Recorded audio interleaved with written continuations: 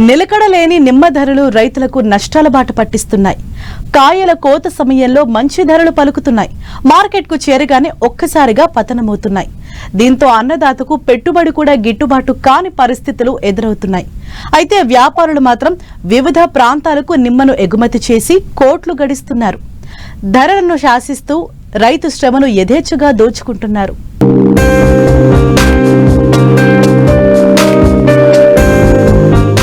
తీవ్రత పెరిగే కొద్దీ నిమ్మ ధరలు ఆశాజనకంగా ఉంటాయని రైతులు భావిస్తున్నారు. కానీ దళారుల దందాతో నిమ్మ ధరలు పెరిగే అవకాశం రైతులకు కనిపించడం లేదు. కడప జిల్లా పులివెందుల నియోజకవర్గంలోని వేంపల్లి, చక్రాయపేట మండలాలలో అధికంగా రైతులు నిమ్మ తోటలను సాగు చేస్తున్నారు.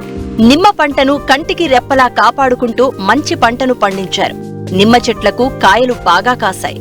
లక్షల పెట్టుబడితో నిమ్మ తోటలు సాగు చేస్తే ధరలు మాత్రం రైతులను ఎప్పటికప్పుడు మోసం చేస్తూనే ఉన్నాయి. దిగుబడి బాగా వచ్చినప్పుడు ధర ఉండదు. అరకొర కాయలు వస్తే రేటు ఆకాశాన్నంటుతోంది. నిమ్మకాయ లోడ్లు అధికంగా వస్తే రైతులకు రేటు తగ్గించి చెల్లిస్తూ ఉంటారు. తక్కువగా వస్తే కాస్త గిట్టుబాటు ధర ఇస్తూ ఉంటారు. వ్యాపారులు మాత్రం దేశంలోని వివిధ రాష్ట్రాలకు ఎగుమతులు చేసి అధిక లాభాలను కళ్లచూస్తున్నారని రైతులు వాపోతున్నారు. నిమ్మ తోట గత 12 సంవత్సరాల వయసు గల చెట్లను నేను సాకుంటున్నాను. కానీ నిమ్మకాయలు అయితే వచ్చేసి బాగా కాపు అయితే బాగుంటాయి. కానీ మేము మార్కెట్ తీసుకుపోతే మాకు ఇక్కడ వచ్చేసి ధరలు మాకు ఇచ్చేది ఒక రేటు, వాళ్ళు అమ్మేది ఒక రేటు. మామూలు వచ్చి 850 కాయ వచ్చేసి ఒక మూట ఎక్కడైతే కొన్నావుగా. ఈడ ఎట్లా ఏంటంటే లూజులు వేయాలి. లూజు వేస్తే 45 కేజీలు వస్తుంది. 45 కేజీలు వచ్చేసి 20 మూటలు 30 మూటలు 40 మూటలు ఎత్తుకోపోయినామనుకో రేటు వచ్చేసి తక్కువ పోతుంది. 2 మూటలు 3 మూటలు తీసుకునే వాళ్ళకు 3000 4000 వేస్తారు. అబ్బా భారీగా రేట్లు అమ్మినామంటారు. ఎక్కువ మూటలు తీసుకునే రైతులు నాశనం అయిపోతున్నాం. ఇంకోటి ఏంటంటే మాకు వచ్చేసి చాలా ఖర్చులు వస్తున్నాయి.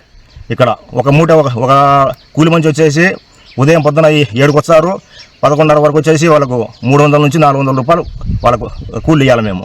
దానికి వచ్చి ఈ నుంచి ఒక మూట కొనుక్కొని అడిగి తీసుకోవాలంటే ఖచ్చితంగా 500 రూపాయలు మాకు ఖర్చు వస్తుంది.